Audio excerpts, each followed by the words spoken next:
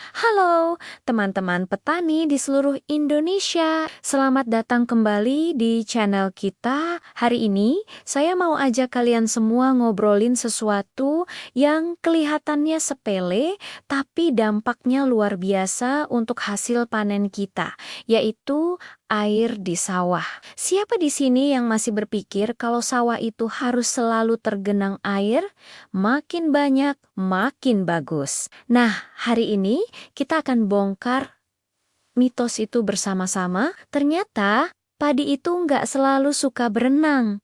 Loh, pengelolaan air yang tepat tidak terlalu banyak dan tidak terlalu sedikit. Justru jadi kunci utama menuju panen yang melimpah. Yuk, kita mulai petualangan kita di tengah sawah yang hijau ini. Lihat deh di belakang saya ini. Sengaja saya buat dua kondisi berbeda biar kita bisa lihat langsung perbandingannya. Di sisi yang satu ini, airnya saya biarkan tergenang terus-menerus. Kelihatannya memang subur ya, tapi kalau kita perhatikan lebih dekat, kondisi ini justru bisa bikin masalah. Kenapa? Karena sama seperti kita, akar padi juga butuh bernapas. Kalau sawah terlalu becek atau tergenang terus, akar akan kekurangan oksigen. Akibatnya, akar jadi sesak napas, warnanya jadi agak kehitaman, dan pertumbuhannya terhambat. Akar yang lemah tentu nggak akan bisa menyerap nutrisi dari pupuk secara maksimal. Jadi, pupuk yang sudah kita tabur dengan susah payah bisa jadi sia. Sekarang, coba kita geser sedikit ke sisi yang satunya lagi. Di sini, saya terapkan sistem yang sering disebut petani sebagai macak-macak. Apa itu macak-macak? Intinya, kita menjaga kondisi tanah tetap lembab, tapi tidak sampai tergenang. Tinggi airnya tipis saja, hanya beberapa sentimeter di atas permukaan tanah. Atau bahkan kadang dibiarkan sampai tanahnya terlihat tapi tetap basah. Dengan kondisi seperti ini, ada ruang bagi udara untuk masuk ke dalam tanah, sehingga akar bisa mendapatkan oksigen yang cukup. Akar jadi lebih sehat. Warnanya putih cerah dan bisa tumbuh lebih panjang serta lebih kuat untuk mencari nutrisi. Akar yang sehat inilah pondasi utama bagi tanaman padi untuk tumbuh kokoh, subur, dan menghasilkan bulir yang berisi penuh. Jadi, kuncinya bukan di banyaknya air, tapi di keseimbangannya. Yuk, kita lihat lebih dekat lagi perbedaannya. Tanaman padi di petak yang tergenang terus ini, kalau kita cabut, akarnya cenderung lebih sedikit, pendek, dan agak rapuh. Coba perhatikan warna daunnya, kadang terlihat agak pucat kekuningan. Ini adalah tanda-tanda tanaman mengalami stres karena kekurangan oksigen di akarnya. Batangnya pun cenderung lebih lunak, membuatnya lebih rentan roboh saat terkena angin kencang atau hujan deras, apalagi saat bulir padi sudah mulai berat. Tentu kita nggak mau kan? Tanaman yang sudah kita rawat berbulan-bulan, tiba-tiba rebah sebelum panen. Sekarang, kita bandingkan dengan tanaman di petak macak-macak ini. Coba saya cabut satu ya, pelan-pelan. Wow, lihat, akarnya jauh lebih banyak, lebat, panjang-panjang, dan warnanya putih bersih. Ini bukti nyata kalau akarnya sehat dan aktif bekerja. Lihat juga batangnya, lebih kokoh dan tegak. Daunnya pun berwarna hijau segar, menandakan proses fotosintesis berjalan lancar dan nutrisi terserap sempurna. Ketika akar bisa menyerap pupuk NPK dan unsur mikro lainnya dengan baik, semua nutrisi itu akan dialirkan ke seluruh bagian tanaman, dari batang hingga daun.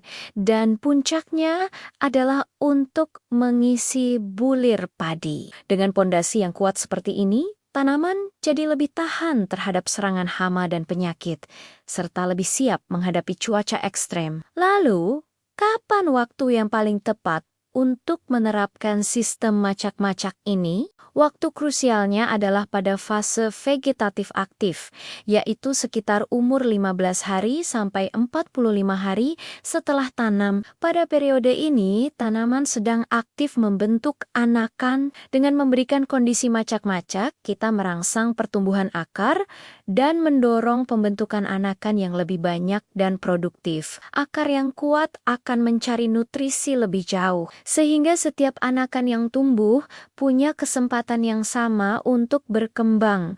Jadi, batang yang menghasilkan malai padi. Setelah melewati masa kritis ini, sekitar 45 hari, kita bisa mulai mengatur air lagi. Setelah padi masuk ke fase generatif, yaitu saat mulai bunting dan berbunga, kebutuhan airnya memang sedikit meningkat. Tapi tetap, jangan sampai tergenang terlalu dalam. Cukup pastikan tanah selalu dalam kondisi lembab. Kemudian, ada satu lagi fase penting, yaitu sekitar 10-15 hari sebelum panen. Pada masa ini, sangat dianjurkan untuk melakukan pengeringan sawah secara bertahap. Apa tujuannya? Pengeringan ini membantu proses pematangan bulir padi menjadi lebih seragam dan sempurna. Selain itu, tanah yang lebih kering akan memudahkan kita saat proses panen nanti, baik menggunakan mesin combine harvester maupun secara manual. Jadi, setiap fase pertumbuhan padi punya kebutuhan air yang berbeda-beda. Jadi, bagaimana cara praktis untuk menjaga kondisi macak-macak di lapangan? Sebenarnya tidak sulit. Pertama, pastikan lahan sawah kita relatif datar agar air bisa menyebar merata. Kedua, buatlah saluran-saluran kecil atau parit di sekeliling dan di tengah petakan sawah. Saluran ini berfungsi sebagai pintu masuk dan keluar air. Saat kita ingin mengairi sawah, air cukup dialirkan sampai kondisi tanah basah merata, lalu pintu air bisa ditutup. Biarkan air meresap dan digunakan oleh tanaman. Jika air terlihat mulai surut dan permukaan tanah sedikit mengering, barulah kita alirkan lagi secukupnya. Intinya, kita hanya menambah air saat diperlukan, bukan merendam terus-menerus. Dengan begini, kita tidak hanya menyehatkan tanaman, tapi juga bisa menghemat penggunaan air. Mengelola air dengan sistem makok-makok ini mungkin terasa sedikit lebih merepotkan di awal karena kita harus lebih sering memantau kondisi sawah. Tapi, percayalah, hasilnya akan sepadan. Kita akan mendapatkan tanaman yang lebih sehat, anakan lebih banyak, batang lebih kokoh, dan yang terpenting, potensi hasil panen yang lebih tinggi. Selain itu, dengan akar yang lebih sehat, penyerapan pupuk jadi lebih efisien. Ini artinya kita bisa mengurangi risiko pemborosan pupuk yang larut dan terbuang bersama aliran air. Pada Akernia, ini bukan hanya soal meningkatkan panen, tapi juga tentang bertani dengan lebih bijak, efisien, dan ramah lingkungan. Nah, teman-teman, itulah rahasia di balik pengelolaan air yang seimbang. Ingat, sawah yang ideal itu bukan yang selalu tergenang, tapi yang kondisinya macak-macak, cukup lembab untuk menopang kehidupan tanaman, tapi juga memberi ruang bagi akar untuk bernapas. Dengan menyeimbangkan air, kita memberikan kesempatan terbaik bagi padi untuk tumbuh kuat, sehat, dan menghasilkan bulir-bulir emas yang kita harapkan. Rahasia hasil panen yang tinggi itu ternyata bukan hanya soal pupuk mahal atau varietas unggul, tapi dimulai dari hal yang paling mendasar, cara kita memberikan minum pada tanaman padi kita.